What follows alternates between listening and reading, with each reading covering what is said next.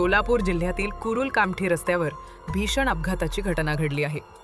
एका मंगल कार्यालयासमोर पिकअप आणि मोटारसायकलची जोरदार धडक होऊन एका तरुणाचा जागीच मृत्यू झाला, तर दुसरा गंभीर जखमी झाला आहे। हा अपघात सोमवारी सायंकाळी 7:30 वाजण्याच्या सुमारास घडला।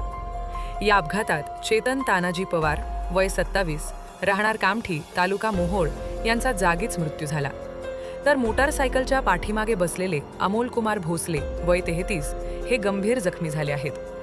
अपघाताची माहिती मिळताच कामठीचे सहाय्यक पोलीस निरीक्षक घटनास्थळी दाखल झाले। जखमी अमोल भोसले यांना कुरुल येथील सामाजिक कार्यकर्ते माऊली निकम यांनी स्वतःच्या वाहनातून तातडीने उपचारासाठी पाठवले।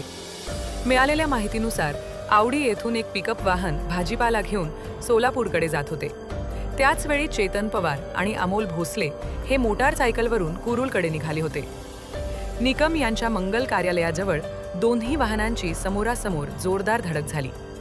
धडक इतकी भीषण होती की चेतन पवार यांचा जागीच मृत्यू झाला। या घटनेमुळे परिसरात हळहळ व्यक्त केली जात आहे।